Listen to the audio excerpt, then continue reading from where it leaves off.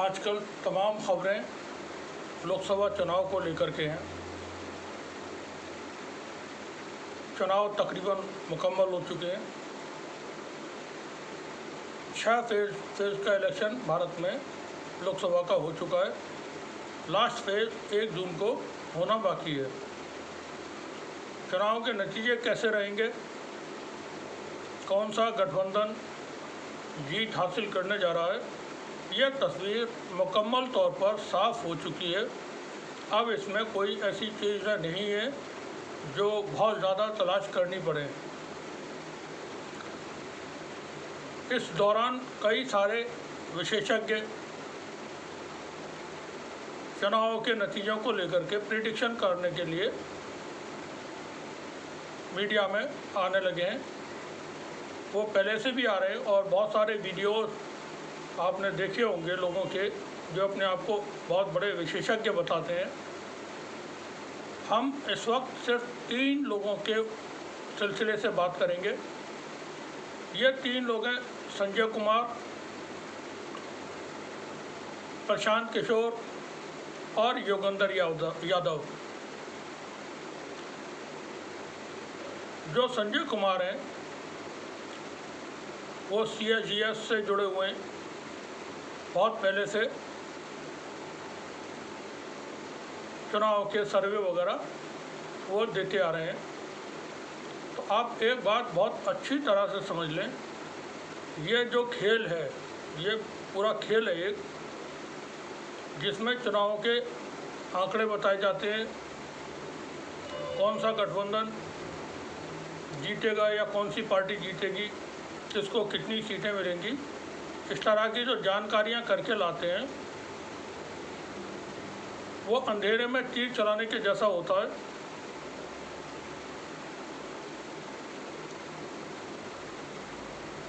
और ये पैसा लेकर के ये फेक न्यूज़ का कार्यक्रम है पूरी तरह से, जो पार्टियां चलवाती हैं।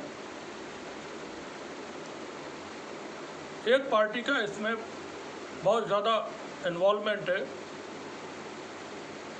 उस पार्टी के पास बहुत पैसा है, उसका जो संगठन है जो उसको रन करता है, गवर्न करता है, वो बहुत बड़ा संगठन है, दुनिया का सबसे बड़ा संगठन बताया जाता है। और उसके पास बेशुमार भारत सरकार से ज़्यादा दौलत उसके लोगों के पास मौजूद है। तो वहाँ से पैसा मीडिया के इन लोगों को दिया जाता है और एक फेक नैरेटिव तैयार किया जाता है लोगों को, ताकि EVM के ज़रिए या चुनाव आयोग के लेवल पर किसी भी तरह की जो गड़बड़ियाँ होती हैं वो जब की जाए तो गड़बड़ी न मालूम हो, बल्कि ये पता चले कि इसका तो पहले से ही सर्वे आ चुका था, रिपोर्ट आ चुकी थी और फलां एजेंसी ने ये जानकारी दी थी कि इतनी सीट्स जीतेंगे, तो देखिए हम उतनी सीटें जीत गए। इसमें कॉरपोरेट का भी हिस्सेदारी रहती है। कॉरपोरेट के लोग अपनी सरकारें चाहते हैं और अपने फेवर वाले लोगों को चाहते हैं कि वो जीत करके आए, ताकि उनके जो कारोबार हैं वो बहुत अच्छे तरीके से चलते रहें। तो हम बात कर रहे थे संजय कुमार की। तो संजय कुमार एक ऐसे शख्स हैं जिनको आप रद्द कर दें पूरी तरह से कि वो क्या कह रहे हैं और उनके जो कैलकुलेशंस हैं वो किस तरह के कैलकुलेशंस हैं। वो पूरी तरह से प्रायोजित कार्यक्रम है संजय कुमार के, और एक पार्टी के पक्ष में उनके सारे कार्यक्रम, सारे सर्वे रिपोर्ट्स हैं। तो संजय कुमार को आप रद्द कर दें, उनका कोई किसी तरह का अहमियत नहीं है। दूसरे हैं प्रशांत किशोर। अब प्रशांत किशोर खुद को बहुत बड़ा पॉलिटिकल मैनेजर समझते हैं। अंधे के पैर के नीचे अगर बैठे दब जाए तो वो ख़ुद को शिकारी अगर समझता है अंधा, तो वो मूर्ख, और जो उसको शिकारी समझते हैं वो मूर्ख। प्रशांत किशोर कोई बहुत पढ़ा लिखा काबिल आदमी नहीं है। जैसा जानकारियां हैं, उसने अमेरिका से कोई डिप्लोमा किया था, कोई डिग्री वगैरह भी उसके पास नहीं है। आजकल जो वो कार्यक्रम कर रहे हैं, जो बैटिंग कर रहे हैं, वो भारतीय जनता पार्टी और प्रधानमंत्री मोदी के पक्ष में कर रहे हैं। प्रशांत किशोर देश में एक बड़े पॉलिटिकल मैनेजर बनकर के सामने आए। अब इस लेवल के जो मैनेजर्स हैं, अगर आप अलीगढ़ आएंगे और सिविल लाइन के इलाके में अगर आप किसी ढाबे पे, किसी होटल पे जाते हैं, तो प्रशांत किशोर जैसे आधा दर्जन उससे ज़्यादा काबिल मैनेजर्स आपको यहाँ पर कहीं भी मिल जाएंगे। लेकिन जो कामयाब हो जाता है उसकी चर्चाएं हमेशा हुआ करती हैं। तो प्रशांत किशोर जो आजकल जानकारियां दे रहे हैं मीडिया में आकर के, और वो सरकार बनवा रहे हैं और बता रहे हैं कि किस तरह से कितनी सीटें, तो साउथ में भी जितवा रहे हैं प्रधानमंत्री मोदी को, भारतीय जनता पार्टी और एनडीए गठबंधन को। नाव बाल कितने के जजमान सामने आए जाते हैं। 4 तारीख को कितने बाल हैं सर पे, वो सब सामने आ जाएंगे उतर के, और मालूम होगा कि हीरा मंडी अभी संजय लीला भंसाली की एक बहुत खूबसूरत वेब सीरीज़ है, आप देखिएगा अगर नहीं देखी हो तो। उसमें संजय लीला भंसाली का एक जो सिनेमा है वो लार्ज स्केल सिनेमा है, और इसमें आपको झलक मिलेगी हीरा मंडी में क्या इसके सिनेमा की, और कमाल अमरोही के सिनेमा की। ये हम इसलिए बता रहे हैं कि अभी साहेब ने मुजरे की बात की थी, तो उसमें कई सारे मुजरे के सीन हैं, बड़े खूबसूरत सीन हैं, बहुत आलीशान। आप देखिएगा हीरा मंडी की पैदाइश ही लगती है जो मुजरे की याद आई।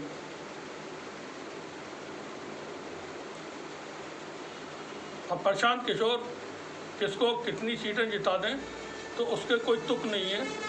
4 तारीख को तमाम बातें साफ हो जाएंगी।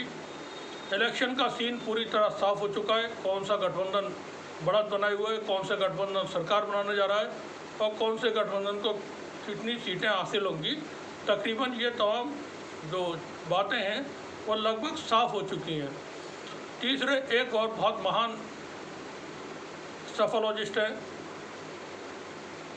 वो है योगेंद्र यादव। योगेंद्र यादव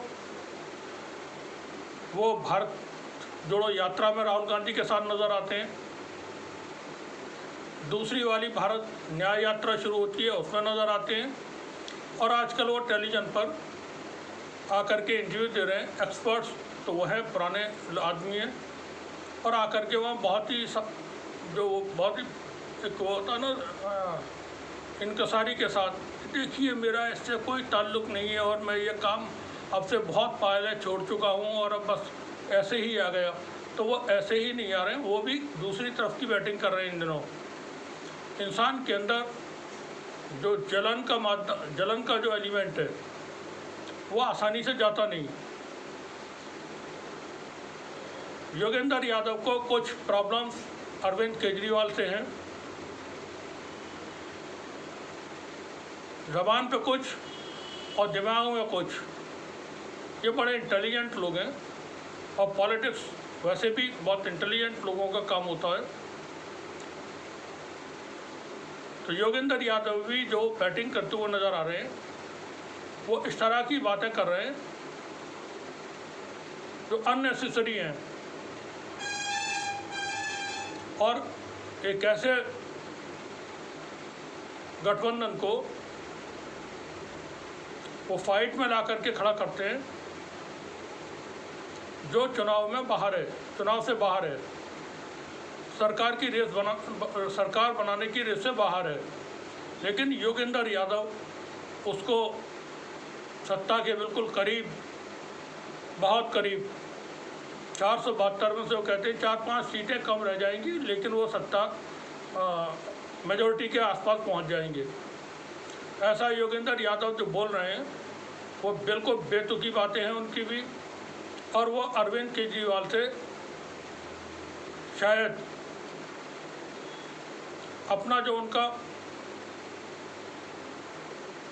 बिगाड़ खाता है उसकी वजह से इस तरह की बातें वो कर रहे हैं। जिस वक्त आम आदमी पार्टी को बनाया गया था, योगेंद्र यादव अरविंद केजरीवाल की टीम में शामिल थे, टीम अन्ना में शामिल थे। वो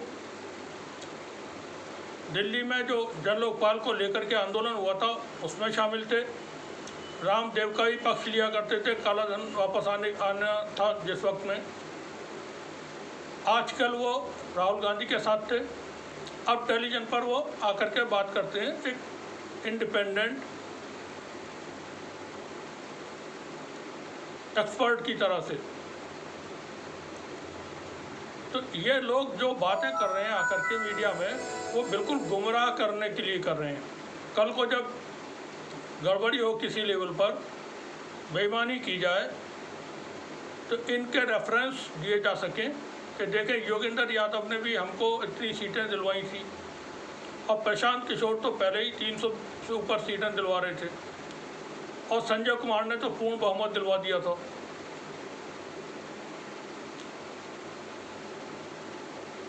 जो ग्राउंड की जो एक्चुअल जो रिपोर्ट है, 6 फेज़ के इलेक्शन मुकम्मल हो चुके हैं, 7वां फेज़ का हुआ जैसा सभी जानते हैं। 6 फेज़ के इलेक्शन में वो तमाम बातें साफ हो चुकी हैं कि कौन सा गठबंधन सत्ता में आने जा रहा है। अब 7वां जो फेज़ है वो सिर्फ एक औपचारिकता भर है। वो ऐसा इसलिए कि आपने देखा होगा कि खाना खाते वक्त जब बैठते हैं तो दस्तरखान पर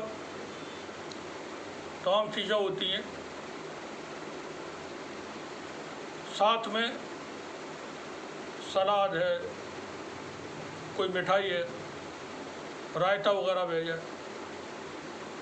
तो अब ये 7वां फेज़ जो है, खाना तो लग चुका है, खाना बन चुका है, खाना तैयार है, अब ये सिर्फ थोड़ा सा एडिशनल उसमें चीज़ें और जो जोड़ देते हैं वो हैं। इंडिया गठबंधन को बहुत लीड है।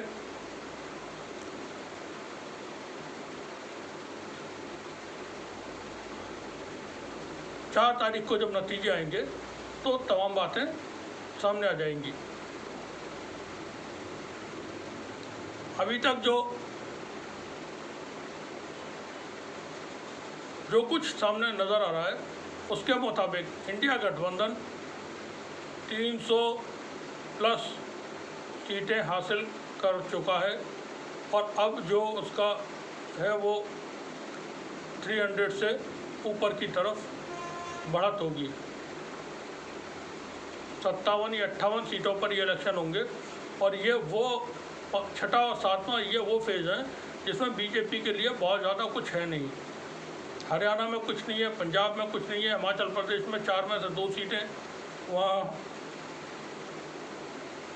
हासिल कर सकते हैं।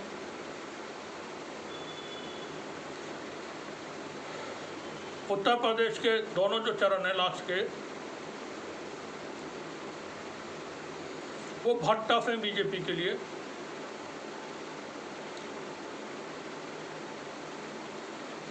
हालात कुछ इस तरह के हैं, बनारस की सीट जहाँ से प्रधानमंत्री मोदी खुद चुनाव लड़ रहे हैं 3rd टाइम, वहाँ से उम्मीदवार हैं।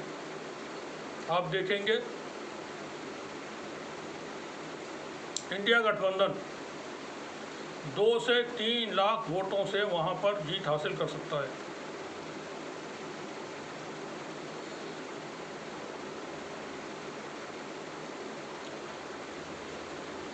क्या कहने का मतलब ये है कि बनारस में प्रधानमंत्री मोदी चुनाव हार सकते हैं, हारने वाले हैं। उत्तर प्रदेश में जो कुल सीटें भारतीय जनता पार्टी को मिलती हुई नज़र आ रही हैं, वो गुजरात से 1 सीट ज़्यादा यहाँ पर बीजेपी को हासिल होगी। अब गुजरात में कितनी सीटें होंगी वो आप कैलकुलेट करते रहिए। 4 तारीख को हम और आप जब मिलेंगे तब आप बताइएगा कि जो कुछ कहा है वो सही था या गलत है। दूसरे एक जो बातें इन दिनों सोशल मीडिया पर हो रही हैं वो प्रधानमंत्री की लैंग्वेज भाषा को लेकर के हैं, तो उसको भी सब लोग इग्नोर कर दें। बुजुर्ग आदमी है वो,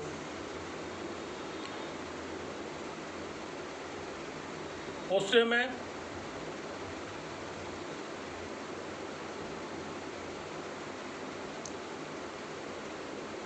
बुजुर्ग भी कभी कभी आपा खो देते हैं, तो उनको यही समझें कि ये कोई बुजुर्ग हमारे फैमिली के हैं जो ऐसी अनाप शनाप बातें कर रहे हैं। लेकिन मुद्रा आप अगर नहीं देखा हो तो ज़रूर देखें। आप कोठे पे नहीं जा सकते हैं तो हीरा मंडी में देखें, एक अच्छी सीरीज है वो, बड़े बड़े फ्लैट आलीशान। फरदीन खान का कोई उसमें काम ज़्यादा जचा नहीं, सोनाक्षी सिन्हा भी काम चला हुआ है। कुल मिलाकर के मनीषा कोइराला उसमें बहुत शानदार लुक है उनका। फिल्म कंपनी से जो उन्होंने एक अपनी इमेज बनाई थी वो यहाँ भी आपको देखने को मिलेगी। सीरीज का जो लास्ट पार्ट है, 8th पार्ट, कहानी वहाँ जा कर के पूरी तरह जम जाती है। और तवाइफें, लाहौर की जो तवाइफें जिनको लाहौर की रानियाँ कहा जाता होगा, जैसा सीरीज में दिखाया है, फिर वो लड़ाई के मैदान में उतरती हैं तवाइफें और अंग्रेज़ों से लोहा लेती हैं। मुजरा देख करके कम से कम जो बोझदिल हैं, कमज़ोर हैं, घबराते हैं हालात से, ताकतों से, उनके अंदर कुछ हिम्मत पैदा होगी और शायद मुल्क बचाने के लिए वो आगे आ सकें, क्योंकि भविष्य में बहुत ज़रूरत पड़ेगी ऐसे लोगों की जो देश की हिफाजत के लिए मौजूद हों। तो हीरा मंडी यही सबक देती है। हीरा मंडी, हीरा पे बहुत नाम है। एक हीरा फिल्म और भी थी सुनील दत्त की, बड़ी मशहूर फिल्म है। मुमताज़ उसमें एक्ट्रेस थी और शत्रुघ्न सिन्हा नेगेटिव रोल में थे। हीरा, हीराबाई, हीराबेन, इस तरह के नाम आपने सुने होंगे। हीरा मंडी। तो प्रधानमंत्री ने जो मुजरे का कहा था विपक्ष के लिए, तो उससे एक बात याद आई, तो हमने आपको बताया कि आप हीरा मंडी ज़रूर देखें। हीरा मंडी में कैसे कैसे लोग पैदा होते थे, नवाब किस तरह की वहाँ अय्याशी किया करते थे, तो तमाम चीज़ें उसमें मौजूद हैं। लेकिन वो तवाइफें निकलती हैं और अंग्रेज़ों से मोर्चा लेती हैं और इनकलाब जिंदाबाद का नारा गूंज उठता है। ये जो लोग हैं जिनका हमने जिक्र किया, संजय कुमार, प्रशांत किशोर, योगेंद्र यादव, इनको भी इग्नोर करें। सबके अपने अपने इंटरेस्ट होते हैं, सेल्फ इंटरेस्ट, और दिलों में जो ख्वाहिश होती है, चुभन, रंजिश, वो जाती नहीं आसानी से लोगों के। ये एक कुदरती चीज़ें हैं। वैसे कुदरत पे ये भी याद आया कि प्रधानमंत्री मोदी को डायरेक्ट पैदा किया था, ये वो बायोलॉजिकल पैदाइश उनकी नहीं है, वो अवतरित हुए थे। जैसे पहले आपने देखा हुआ कि साधु महात्मा बैठे हुए हैं, कोई साध्वी बैठी हुई हैं और ऊपर से फूल आकर के उनके गोद में गिरा और फिर वो बच्चा बन गया। तो प्रधानमंत्री मोदी का जो जन्म हुआ है कुछ इसी तरह से हुआ है कि आसमान से किसी साधु महात्मा साध्वी वगैरह के गोद से वो अचानक प्रकट हुए हों। ऐसा उन्होंने खुद ही अपने भाषण में कहा कि मैं बायोलॉजिकल नहीं हूँ। तो खैर बातें चलती रहती हैं। चुनाव के नतीजे 4 तारीख को आएंगे। 4 तारीख को बहुत आप लोग भी देखें, दुआ ये करें कि किसी तरह की कोई गड़बड़ न हो चुनाव में, और गिनती के बाद सड़कों पे कोई गड़बड़ न हो, क्योंकि अगर वोटों में हेराफेरी हुई, नतीजों में हेराफेरी हुई, तो जनता जो है वो गुस्से में है। वहाँ कुछ होने की गुंजाइश बनती है। ऐसा ना हो, दुआ करें सब लोग। शुक्रिया सभी।